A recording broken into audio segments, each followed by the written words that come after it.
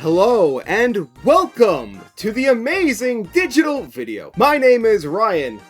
I am your host, and this is a case of autism. Wow, it has been a hot minute, it feels like. But yeah, I'm doing one of these again. And today we're gonna be talking about Caine from the Digital Circus, if that wasn't apparent already for whatever reason. Before we get started, I just want to put it out there, this video is going to have nothing to do with Jax. I do feel like Jax is a very important character to have some sort of discussion about. That's not what this is about. It's just about Caine. I feel like media analysis can be done in a multifaceted way in which you can analyze certain aspects of things without having to forcibly drag other things into it. So with that in mind, I'm going to be talking about the character of Caine pretty much exclusively. We cool? Awesome. So Caine's an interesting character to talk about in the context of autism because unlike most of the other things that I have spoken about, we actually have pretty solid confirmation as to what his character is. Now, I cannot claim to know what the intention of this was from Gooseworks specifically. However, the actual voice actor for the character, I'm sorry, I'm bad with pronouncing names, so I'm just going to call you Alex, but he's pretty much gone on record to say that the performance of this character is heavily inspired by the way that he grew up autistic. So not only do we have an autistic individual playing this character, but channeling that experience and those frustrations of growing up into the performance of the character. So even if the character himself is not necessarily intended to be like autistic coded, by its very nature, the character just is, and there's no way around that.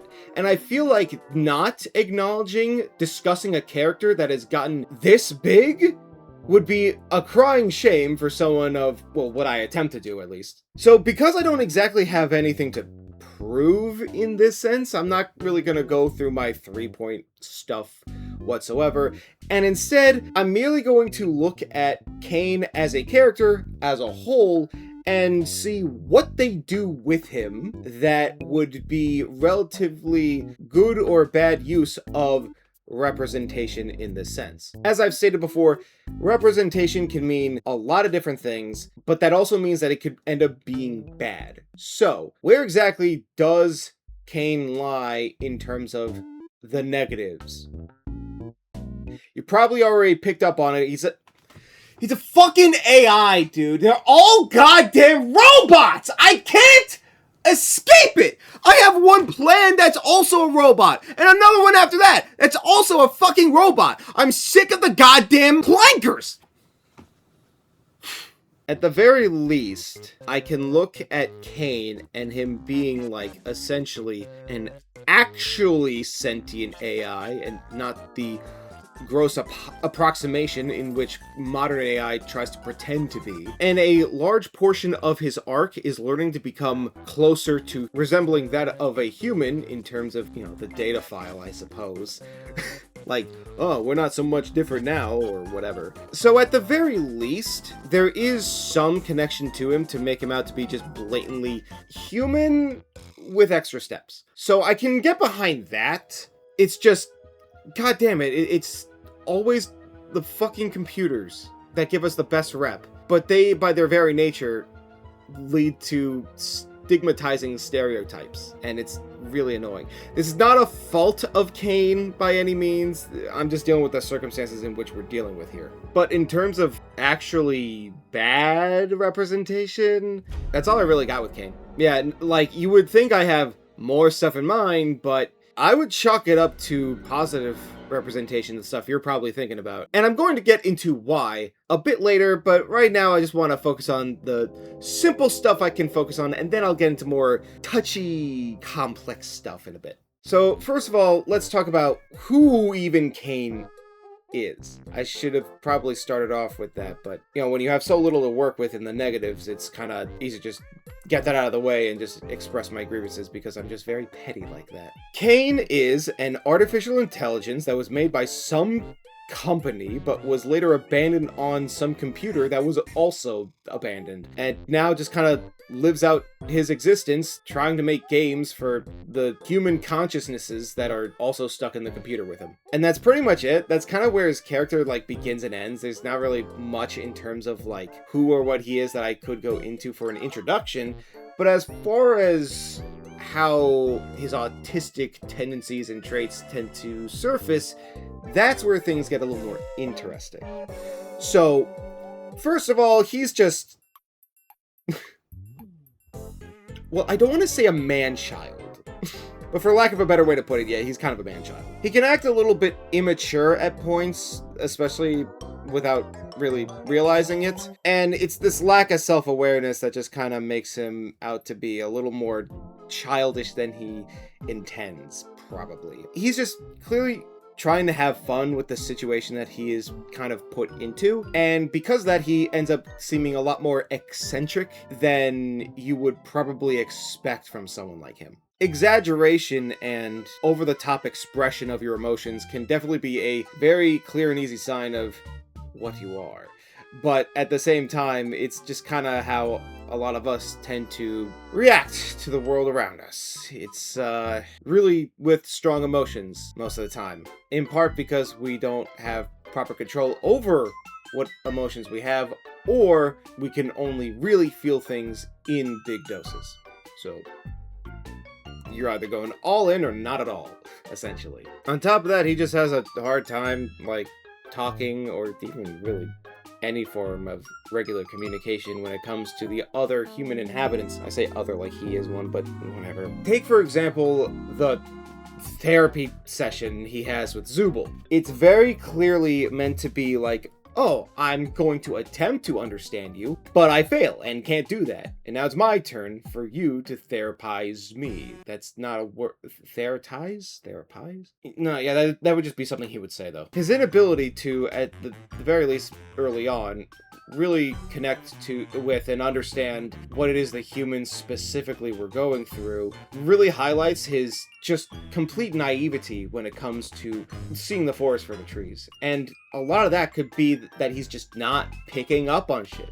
I hope I don't have to explain why that's pretty accurate. One thing that I do like positively is that it is nice to see that he is in a position of authority and mostly handles it relatively, well, I wouldn't say responsibly, but as best he can. Like, it shows that he's somewhat competent. Like, for the position that he finds himself in, he's doing everything he can, and to his credit, he's keeping them alive as much as possible. Like, them abstracting so far is mostly due to what they're doing to themselves, essentially. Like, by keeping them on these adventures, he is, technically speaking, keeping them active, and it's lowering the chances and risks of that happening to anyone else.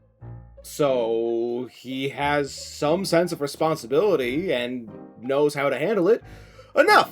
So seeing that he's able to do that competently is cool. Now, does he later abuse this position that he's in? Yes, he absolutely does, and I'm not going to be defending that. But with that being said, as ugly as it is to shine a light on, I think that the breakdown that he has in episode 8 is also relatively positive. I won't lie, hearing where the inspiration for that performance came from, it rung very true.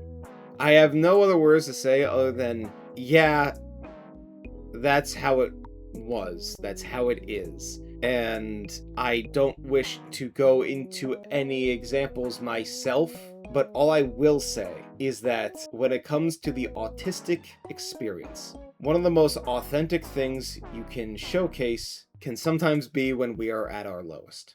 Believe it or not, the media doesn't like portraying that, and I understand why. It's not necessarily something most people want to see, especially if they've gone through it themselves. However, freakouts like this happen, and there's no escaping that. That's just a part of who we are. Sometimes we get so overwhelmed that we lash out in, let's say, dramatic fashion. It is hard for us to think straight, act straight.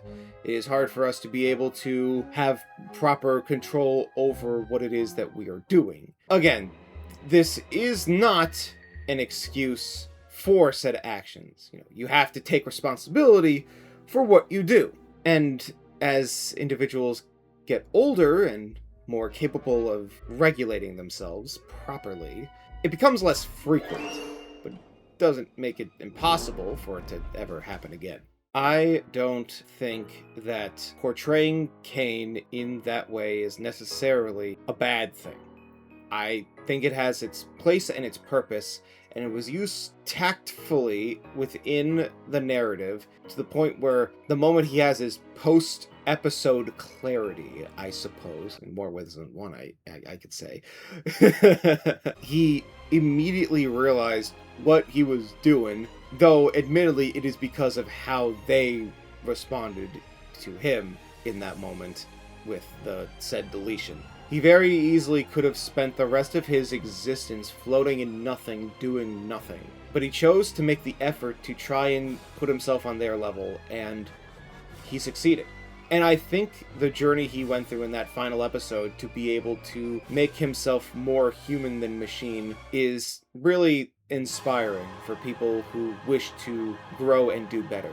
Because if this dumbass can find a way to do it, so can you. This does not eliminate anything of what he is or who he is. It just makes him more capable of being able to integrate himself with the people around him. This does not change who he is. This is not accommodating for their sake. It is merely him finding some sense of self-control and empathy that can best be described as proper socialization, I suppose.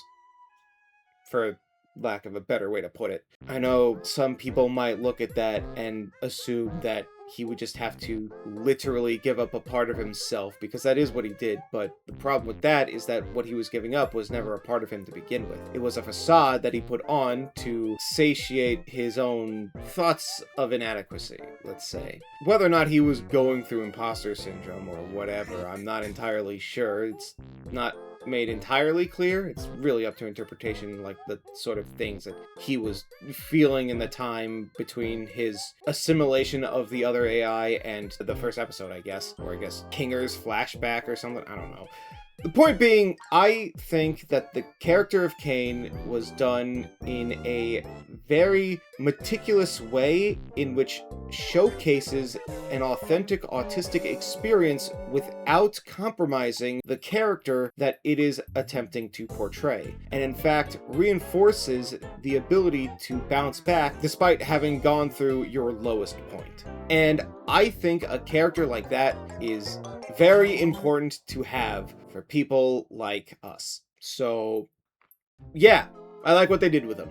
I just wish it wasn't a fucking computer program, but what can you do? That's all I really got with this. I don't have much more to really add. Despite me covering some heavy topics with this analysis, he's a pretty straightforward character to really nail down, especially considering the performance was just so spot on and good. There's so much, like, emotional weight put into so many of his lines and so much intention with how he went about this performance that I can't help but really commend Alex for just doing an amazing job with this character, and I'm very happy to see how it turned out.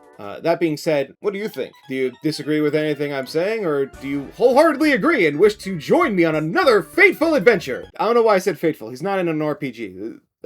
Fortuitous! He probably would say a word like fortuitous. He's like a computer. He has like a dictionary at all times. Or thesaurus. Anyway, thank you for watching my Skibbity Sigmas, and don't forget that if you want to see more from me, I have more stuff here, so make sure to subscribe so you don't miss anything else. Like, comment, share, or whatever. Also, Alex, if you're watching, hi! I only really discovered you because of this show, but I really like your stuff, and I hope you keep it up. You're doing really good. Yeah, that's it. I'm now going to get ready to analyze another fucking robot. I can't wait. Yeah, thanks. Bye.